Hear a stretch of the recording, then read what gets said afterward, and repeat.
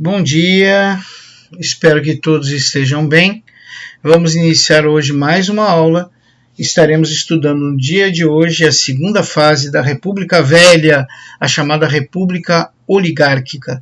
Nós estudamos na aula anterior a primeira fase da República Velha, que é a República da Capa e da Espada, que é uma república que tem esse nome de capa e espada porque foi liderada pelos militares. Agora nós estamos vendo a segunda fase da República Velha, chamada República Oligárquica, aonde a elite agrária, principalmente os cafeicultores, através dos seus representantes políticos, que são os republicanos liberais, chegam ao poder. Antes de mais nada, eu gostaria de levar a vocês o conceito de oligarquia. O que é oligarquia? Regime político em que o poder é exercido por um pequeno grupo de pessoas, pertencentes ao mesmo partido, classe ou família. Isso é oligarquia. É o governo voltado aos interesses de uma minoria.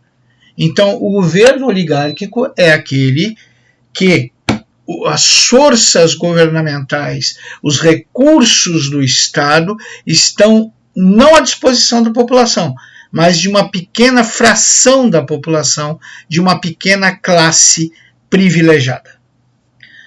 Bom, gente, a segunda fase da República Velha, chamada República Oligárquica, onde a elite agrária do Sudeste, principalmente os cafeicultores, chegaram ao poder. Ela vai de 1894 a 1930. Essas oligarquias eram constituídas por proprietários de terra que exerciam o monopólio do poder local. Esse período da história republicana vai ser caracterizado pela defesa dos interesses desses grupos, particularmente e especialmente da oligarquia cafeeira. Os grupos oligárquicos vão garantir a dominação política no país através do colonialismo, do voto de cabresto, da política dos governadores e da política de valorização do café. A República Oligárquica, então, um momento em que a elite agrária, especialmente os cafeicultores, tomarão o poder no Brasil. Para nós entendermos esse período, nós temos que entender e estudar os presidentes oligarcas, ou seja, os presidentes que estavam no poder representando os interesses dessa elite agrária. Então, o primeiro presidente oligarca vai ser Prudente Moraes. Prudente Moraes, que vai governar de 1894 a 1898.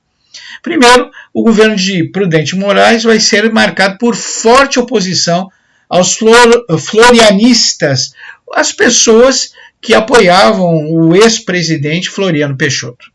Segunda característica do governo é que ele vai adotar uma postura de incentivar a expansão industrial mediante a adoção de taxas alfandegárias que dificultam a entrada de produtos estrangeiros. Ou seja, o nosso amigo Prudente Moraes vai repetir a mesma coisa que o Floriano. Ele vai aumentar a carga tributária sobre produtos estrangeiros para facilitar, para valorizar, para incentivar a aquisição dos produtos nacionais. Terceiro item desse governo é o principal acontecimento desse governo, desse período, né, que vai ser a eclosão da Guerra de Canudos, que vai de 1896 a 1897 e ocorre no interior do Bahia. Então, o Arraial de Canudos ele não agradava a Igreja Católica, porque a Igreja Católica perdia fiéis para o Arraial de Canudos, e também não agradava os latifundiários, que acabavam perdendo mão de obra para o Arraial de Canudos. Então, para destruir o Arraial de Canudos, a elite agrária vai forçar que o governo divulgue a falsa informação que os moradores de Canudos pretendem uma revolta monarquista. Baseado nesse absurdo, o governo federal vai iniciar uma intensa campanha militar que vai culminar com a destruição completa do Arraial de Canudos, né? Isso aconteceu no governo Prudente Moraes. Gente, eu vou tentar salientar um pouquinho mais a história de Canudos, pelo seguinte, ela é muito interessante para que a gente possa compreender o pensamento da elite da época. Bom, Nós temos que notar que neste período em que a elite agrária governa o Brasil, os interesses da elite agrária sobrepõem todos os demais. Então nós vamos encontrar trabalhadores atuando nos grandes latifúndios quase numa vida escrava, recebendo pouco, trabalhando muito, tendo a sua saúde, a sua dignidade aviltada por um trabalho que se assemelha muito ao trabalho escravo. Ou seja, perdendo suas vidas e de suas famílias para enriquecer cada vez mais o latifundiário, o cafeicultor e por aí vai. Neste período também nós vamos ver que a Igreja Católica ela adotava um período de apaziguamento, uma postura de apaziguamento, me desculpem. Como assim? Era pregado pela Igreja Católica que o pobre ele deveria se conformar com sua pobreza, porque, segundo as Escrituras, Deus não dá uma carga maior que o homem possa suportar. Então, se Deus te deu a carga da pobreza, é porque tu pode suportá-la e tu deve levar com dignidade, sem se revoltar com esta situação. Então, observa, de um lado nós temos uma igreja que ensina esses trabalhadores rurais a serem coniventes, serem passivos com a exploração que recebem das elites agrárias. E do outro lado nós temos uma elite agrária que explora até a última gota de suor os trabalhadores agrários. Pois será nesse momento, nesse contexto, que surgirá a figura messiânica de Antônio Conselheiro. Antônio Conselheiro, ele usava roupas como se ele fosse um Messias, um profeta do período cristão. Então ele vestia aquela túnica branca e levava nas mãos um cajado. Ao chegar aos grandes latifúndios, pedia permissão para pregar a palavra de Deus, as mensagens cristãs, aos funcionários, aos trabalhadores do latifúndio.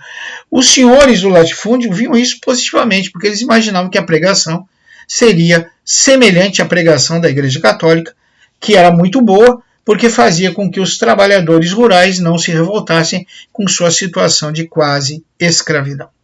Só que, na verdade, o que o nosso amigo, o Antônio Conselheiro, pregava era exatamente o oposto do que a Igreja convencional, a Igreja Católica, pregava.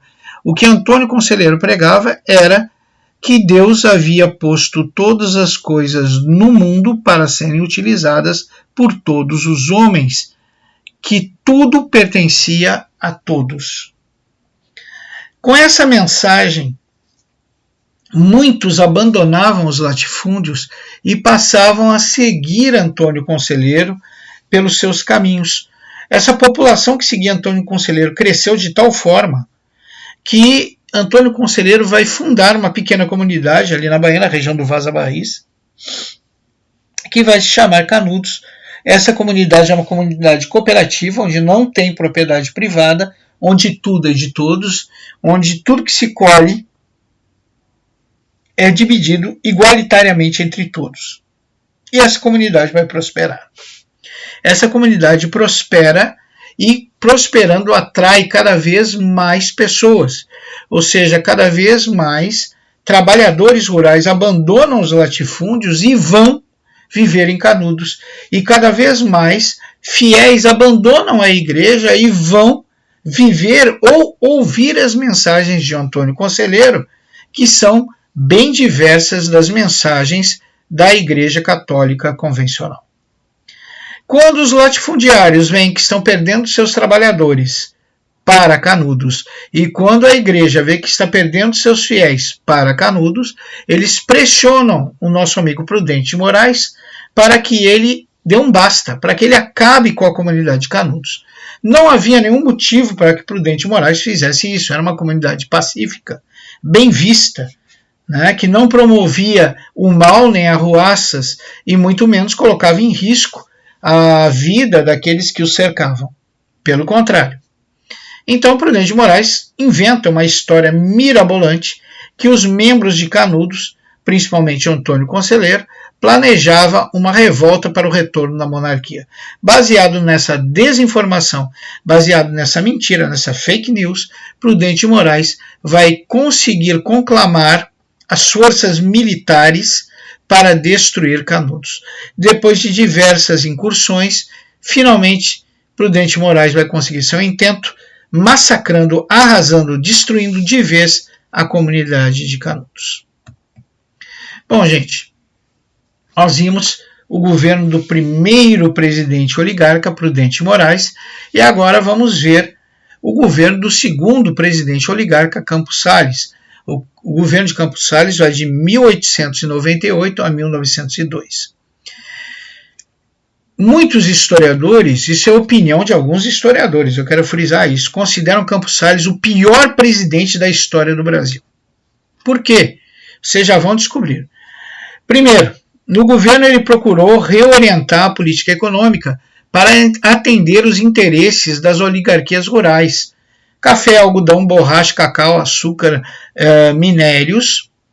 E ele inventou que o Brasil estava destinado a ser o celeiro do mundo, que o Brasil tinha um destino agrícola. E com essa desculpinha, ele vai desviar todos os recursos do Estado para o setor agrícola. E não vão haver mais investimentos no setor industrial ou no setor comercial. Isso vai trazendo um prejuízo terrível para o Brasil. Nós vamos perder aí anos de aprimoramento do setor produtivo industrial e anos de aprimoramento do nosso setor terciário e do setor comercial. Então ele vai adotar o princípio que o nosso país, o Brasil, ele é essencialmente agrícola, né? E ele suspende de vez o apoio ao processo de expansão industrial. Vocês devem lembrar que o Prudente de Moraes tentou, sobretaxando produtos estrangeiros, valorizar e promover o processo de expansão industrial brasileiro. Já o nosso amigo Campos Salles coloca tudo isso por terra, concentra todos os investimentos no setor agrário. Segundo item do governo do nosso amigo Campos Salles, a inflação e a dívida externa sempre foram problemas sérios, mesmo antes da República. O ministro da Fazenda do nosso amigo aí Campos Salles, o Joaquim Murtinho, ele dá início ao chamado processo de saneamento financeiro. Gente, cada vez que vocês ouvirem essa frase, processo de saneamento financeiro, se prepare que aí vem chumbo grosso. Então a ideia desse ministro da Fazenda do Campos Salles era criar uma política deflacionista, ou seja, de diminuição da inflação, visando a valorização da moeda nacional. E para conseguir isso, além do corte no crédito e da expansão industrial. Então, ele queria a deflação para conseguir a valorização da moeda e, além disso, ele queria também esse corte no crédito da expansão industrial, porque ele via menos um investimento, então menos um custo para o Estado. O governo, então, vai deixar de emitir moedas, porque, na cabeça do nosso amigo Joaquim Murtinho, quanto menos moedas houver no mercado, menos circulação de dinheiro, menor poder de compra, menor aquisição. Pela lei da oferta e da procura, se existe menos procura, os preços caem. Se os preços caem, tu vai ter um processo deflacionista e não um processo inflacionista. Né? A ideia é boa, só que é extremamente dolorosa para as classes mais baixas. É um processo de miseralização da classe média. Né? Essa é a grande verdade. Ele também vai criar novos impostos e vai aumentar ainda mais os que já existiam. Tudo isso para conseguir mais recursos para investir no setor agrário e agradar as elites agrárias. Ele também vai procurar uma redução de gastos públicos e adotar uma política de arroxo salarial. O que é arroxo salarial, gente? Quando os reajustes de salário não acompanham a inflação. Então, quando se reajusta o salário mínimo abaixo da inflação, tu diminui o poder de compra do salário, que ele está se desvalorizando, e se o trabalhador compra menos, pela lei da oferta e da procura, se procura menos um produto, consequentemente, esse produto baixa o seu preço. por ter menos procura, e sai do processo inflacionário e entra no processo deflacionário. Esse processo adotado, e que existe na cabeça de alguns economistas até os dias de hoje, é um processo lento e profundamente tortuoso para a classe média e classe baixa, que vem o seu poder aquisitivo diminuir e são conduzidos lentamente a uma situação de miséria. Outra medida para o equilíbrio econômico adotada pelo governo Campos Salles foi o Footing-Loan. O que é? É uma renegociação da dívida externa. O Brasil conseguiria novos empréstimos, mesmo devendo uma vela para cada santo, e a suspensão dos empréstimos que já tinha por 13 anos, né? Então ele conseguia novos empréstimos, mesmo não pagando os que já tinha. E a suspensão por 13 anos do pagamento da dívida, e ganhava um período de 63 anos para liquidar toda essa dívida. O problema disso aí é que as taxas de juros eram altíssimas e a dívida quintuplicava ou sextuplicava. Em 63 anos, a dívida era tão grande que ela era impagável e fazia com que o Brasil se tornasse um escravo econômico das grandes potências econômicas da época, que no caso eram os Estados Unidos e a Inglaterra. O sexto item é, para conseguir o apoio do Congresso, na adoção do saneamento financeiro, dessa loucura toda, o Campos Salles colocou em funcionamento a tal política dos governadores. Gente, essa política dos governadores é o maior esquema de corrupção política que o Brasil já viu. Como é que se explica isso? A política dos governadores era um acordo entre governadores e os estados e o governo central. Então, se pegava e se fazia um acordo entre os governadores dos estados e o governo central. Os governadores apoiavam o presidente, concordando com sua política. Em troca, o governo federal só reconhecia a vitória de deputados e senadores que representassem esses governadores. Dessa forma, o governador controlaria o poder estadual e o presidente da República não teria oposição no Congresso Nacional. O instrumento utilizado para impedir a posse dos deputados de oposição foi a chamada Comissão Verificadora de Poderes. Caso um deputado da oposição fosse eleito para o Congresso, uma comissão constituída por membros da Câmara dos Deputados o acusava imediatamente de fraude eleitoral. Não entregava o diploma. O candidato da oposição sofria o que no período se chamava de degola. No entanto, para a manutenção do seu domínio político no plano estadual, sob o apoio do governo central, as oligarquias estaduais usavam fraudes eleitorais. A política dos governadores foi iniciada na presidente Campos Salles, na presidente Campos Salles, e responsável pela implantação da chamada política café com leite. Então, essa política dos governadores é bem fácil de entender. O presidente procura os governadores e faz um pacto. O pacto é o seguinte: os governadores me apoiam em todas as minhas medidas, em troca, eu não vou deixar que nenhum membro da oposição assuma cargo no Congresso Nacional. Cada vez que um membro da oposição ganhar uma eleição e tentar assumir cargo no Congresso Nacional, ele vai ser acusado de fraude eleitoral pela essa tal comissão verificadora, que era uma espécie de comissão de ética da época, que vai impedi-lo de conseguir o cargo que ele foi eleito, né, para o Congresso Nacional. E assim, dentro do Congresso Nacional, só vão assumir cargos as pessoas que forem indicadas pelos governadores. Isso vai dar um poder a nível estadual imenso para os governadores. Em contrapartida, os governadores fecham os olhos e apoiam tudo que o presidente fizer. Então, essa falcatrua é terrível, perdurou por diversos anos, surgiu no governo Campos Salles, né? E ela vai dar origem a outro tipo de corrupção política, que é a política café com leite. O que é a política café com leite, que também surgiu no governo Campos Salles? É uma espécie de revezamento no Poder Executivo Federal, na presidência, entre a oligarquia paulista e mineira. Por isso o nome café com leite. Café é porque os paulistas eram os maiores produtores de café, e leite porque os mineiros eram os maiores produtores de leite. Então, quando se uniram as duas maiores bancadas, a paulista e a mineira, e trataram um acordo, olha, durante 4 anos o presidente vai ser paulista, nos outros 4 o presidente vai ser mineiro e assim vai indo. Isso é a política café com leite.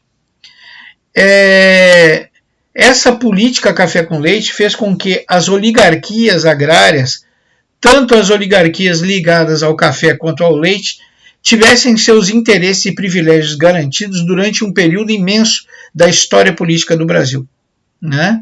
Lembrando que eles só conseguiam fazer isso graças ao apoio dos governadores e essa absurda teoria que os estados mais populosos deveriam ter um maior número de congressistas, consequentemente, maior poder político. Bom, no governo do Campos Salles, nós vamos ver também um outro tipo de corrupção que nós já tratamos quando estudamos a Constituição de 1891. Nós vimos que o voto aberto, que é aquele voto que todo mundo sabe em quem tu votou, dava origem ao voto de cabresto. O que é isso? O voto de cabresto é quando o teu chefe, quando o dono do latifúndio, sabendo em quem tu vai votar, ele te obriga a votar nos candidatos dele, sob pena de demissão, sob pena de ser expulso da fazenda e por aí vai. Então o sistema político da República Velha estava assentado em fraudes eleitorais, visto que o voto não era secreto. O exercício da fraude eleitoral ficava a cargo dos coronéis, que eram os grandes latifundiários, que controlavam o poder político local, os municípios, e exercia o clientelismo político, troca de favores. O grande proprietário controlava toda uma população, que era o seu curral eleitoral, através do voto de cabresto que eu acabei de explicar. Assim, o poder oligárquico era exercido no nível municipal pelo coronel, no nível estadual pelo governador e, através da política café com leite, o presidente controlava o nível federal. Então, esse pequeno gráfico ele mostra o poder das oligarquias agrárias no governo federal, né, dando apoio político e financeiro a governadores de estado que repassam verbas e benefícios aos seus representantes nos municípios, chamados coronéis. Em troca disso, os coronéis darão votos aos governadores do estado, que em troca disso darão votos ao governo federal, ao presidente. Bom, essa política café com leite nós já estudamos, né? Desculpe aqui. Vamos racionalizar um pouquinho o governo Campos Salles. Nós vimos que é um período de governo onde são tomadas medidas extremas para o controle da inflação, medidas que penalizam principalmente a classe média e a classe baixa, tais como a diminuição da circulação de moedas, o arrocho salarial, aumento de impostos, criação de novos impostos. Nós vimos que é um período de intensa corrupção política, onde nós encontramos o acordo dos governadores, a política dos governadores, a política café com leite e o voto de cabresto impetrado pelos nossos coronéis que dominavam a política nos pequenos municípios. Bom, terminado o governo, o desastroso governo de Campos Salles, nós vamos iniciar o governo de Rodrigues Alves, que vai de 1902 a 1906. E esse período é conhecido como quadriênio progressista. Por que quadriênio progressista?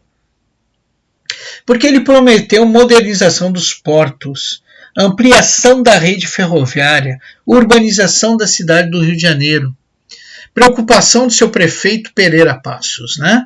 Então, é um período tido como progressista, é um período em que se deseja modernizar portos, ampliar transportes, rede de transportes, urbanizar a cidade do Rio de Janeiro, que era, como eu acabei de falar, uma preocupação do prefeito Pereira Passos, aliado de Rodrigues Alves. Então, houve também a chamada campanha de saneamento dirigida por Oswaldo Cruz. Gente, nesse período nós temos o famoso sanitarista Oswaldo Cruz, que toma para si uma missão muito importante, que é a eliminação da febre amarela e da varíola. Para combater a varíola, o nosso amigo Oswaldo Cruz, ele vai impor a vacinação obrigatória. O que é a vacinação obrigatória? Veja bem, nesse período, a população tinha muito temor de vacinas. Eles achavam que as vacinas faziam mal ou que as vacinas eram venenos impetrados pelo governo para diminuir a população e, consequentemente, gastar menos. Então, haviam várias mentiras que eram propagadas, muita desinformação, que fazia com que a população se recusasse a tomar vacinas ou as tomasse em pouca quantidade, ou uma pequena porção da população recorria às vacinas. Como a varíola matava, e mata ainda até os dias de hoje, né? Como a varíola matava em larga escala a população, o sanitarista Oswaldo Cruz não vê outro jeito que impor a vacinação como obrigatória. Então, começam a ir aos lares, às casas das pessoas, sempre 2 enfermeiros e 4 meganhas, 4 policiais. Chegando lá, eles vacinam, por bem ou por mal, por livre e espontânea vontade ou na marra, os habitantes daquela residência. Então, eram situações, às vezes, até vergonhosas. O cidadão não queria ser vacinado, ele era pego à força pela polícia, suas calças eram baixas, né, arreadas as calças, e ele tomava uma vacina no traseiro, às vezes na frente da população, na frente dos vizinhos, dos filhos. Era uma situação humilhante que muitos que se recusavam a tomar a vacina por livre e espontânea vontade eram pegos literalmente à força. Os opositores políticos do governo Rodrigues Alves se aproveitaram disso e incitaram a população contra a vacinação obrigatória e conseguiram provocar quase uma guerra entre a população e os sanitaristas, né? Claro que o objetivo dessa incitação era enfraquecer, desmoralizar o poder político do presidente Rodrigues Alves. Então nós temos uma charge da época, onde nós vemos uma verdadeira batalha campal entre os sanitaristas e os habitantes das áreas mais pobres da cidade do Rio de Janeiro. No quadriênio do Rodrigues Alves foi aprovadas as decisões do Convênio de Taubaté, visando a valorização do café. Nós temos aí uma charge da época, onde nós temos os nossos amigos cafeicultores drenando os recursos da União. Nós já vamos entender o que foi esse Convênio de Taubaté. Ele é idealizado no governo de Rodrigues Alves. Então, por volta de 1895, final do século XIX, a economia cafeeira passou a mostrar sinais de crise. As causas dessa crise estavam no excesso da produção mundial. Então havia muita oferta, havia diminuição dos preços do café no mercado internacional. A oferta sendo maior que a procura vai acarretar uma queda nos preços, prejudicando os fazendeiros de café. Procurando combater essa crise, a burguesia cafeeira, que possuía o controle do aparelho estatal, criou mecanismos econômicos para a valorização do café. Em 1906, na cidade de Taubaté, os cafeicultores criaram uma espécie de Convênio de Taubaté, que é um plano de intervenção do Estado na cafeicultura, com o objetivo de promover a elevação dos preços do produto. Os governadores dos estados produtores de café, no caso São Paulo, Rio de Janeiro e Minas Gerais, garantiam a compra de toda a produção cafeeira com o intuito de criar estoques reguladores, né, e assim manter a falta do produto no mercado, para que essa falta do produto no mercado mantivesse os preços do produto em alta no mercado. Em seguida, ele venderia esse produto em alta. Gente, eu não preciso explicar para vocês como isso é um absurdo. Vão se usar recursos públicos, recursos resultantes do pagamento de impostos, que deveriam ser utilizados para educação, saúde e segurança, para manter os ganhos dos cafeicultores. Essa é a grande realidade. Porque esse café vai ser comprado. Os governos vão criar estoques imensos de café, não vão conseguir vender esses estoques a preços de mercado, eles vão ser forçados a destruir esses estoques de café. E para manter essa absurda política, os governos estaduais vão começar até a fazer empréstimos no exterior, e esses empréstimos de exterior, eles acabam sendo pagos pela população, através do imposto pago pela população. Então nós vamos ver que é um absurdo. Para manter a riqueza dos cafeicultores, para manter o ganho dos cafeicultores, se onera com mais impostos se onera com novos impostos a população, se faz com que essa população pague pela manutenção dos ganhos dos cafeicultores. Então, esse convênio de Taubaté, ele cria uma chamada política de valorização do café de forma geral, que provoca o que se chama de socialização das perdas. O que é isso? É uma teoria que diz que as perdas econômicas de um grupo são mais facilmente absorvidas se forem absorvidas por todos os cidadãos do país. A teoria é muito boa.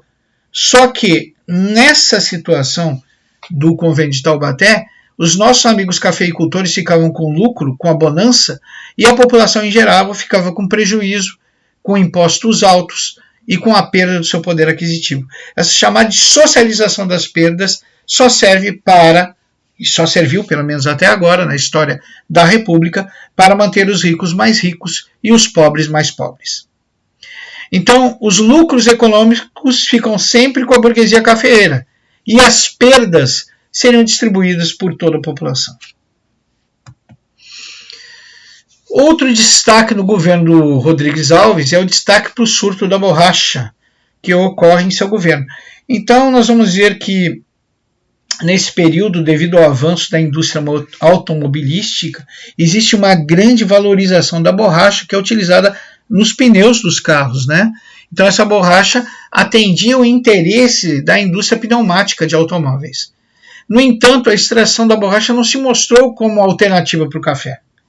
A princípio, o Rodrigues Alves achou que tinha achado mais uma fonte de renda para suster o país, tão boa quanto a produção de café. No entanto, isso com o tempo se demonstrou não verdade. Sua exploração apresentou um caráter de surto de aproximadamente 50 anos apenas. A economia da borracha provocou uma questão externa também para o Brasil, envolvendo o Brasil e a Bolívia, a chamada questão do Acre. Pessoal, o Acre ele pertencia à Bolívia, mas como o Acre era uma região que possuía muitos seringais, da onde se extrai a borracha, né, da seringueira, muitos seringueiros brasileiros começaram literalmente a invadir essa região, que pertencia à Bolívia, para a extração da borracha. Só que eles estavam em outro país. Logo, logo, os seringueiros bolivianos entram em conflito com os seringueiros brasileiros, e é óbvio que o exército boliviano vai passar a oprimir os seringueiros brasileiros que estão invadindo o território boliviano e tomando o processo exploratório na mão dos seringueiros bolivianos. O governo brasileiro reage também, manda forças militares para a defesa dos seringueiros brasileiros e logo, logo, um conflito armado está prestes a ocorrer entre Bolívia e Brasil.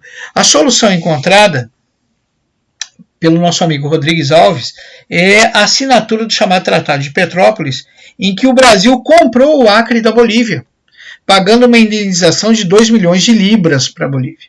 Então, observe que o Acre, através desse Tratado de Petrópolis, ele vai ser comprado da Bolívia e anexado ao Brasil. Tudo acreditando no surto exploratório da borracha, um surto que virou surto mesmo, durou apenas 50 anos. Então aí nós temos uma gravura que caracteriza a exploração do seringal. Pessoal, aqui nós encerramos esta etapa da República Oligárquica. Não que nós tenhamos encerrado todos os presidentes oligarcas, ainda faltam alguns que nós estudaremos na próxima aula. Mas por hoje chega, estudamos então os governos de Prudente Moraes, Campos Salles e Rodrigues Alves. Estudamos também as fraudes políticas eleitorais desse período, a política dos governadores, o voto de cabresto, a política do café com leite. Estudamos também os absurdos ocorridos nesse período, como o Convênio de Taubaté, que utilizava recursos dos estados que deveriam ser voltados para a educação, saúde e segurança, para a compra de café e a manutenção dos lucros da classe cafeeira em prejuízo da população, que via seus impostos direcionados para manter o enriquecimento da elite cafeeira. Né? Nós vimos tudo isso nesses 3 governos e veremos muito mais nos governos oligárquicos que estudaremos na próxima aula. Espero que vocês tenham gostado da aula. Relembro a vocês que a correção da prova está no vídeo complementar 01, que vocês devem assistir a correção da prova para dirimir dúvidas e para ampliar o seu conhecimento. Agradeço a atenção de todos e peço que Deus abençoe a vocês e as vossas famílias e até breve.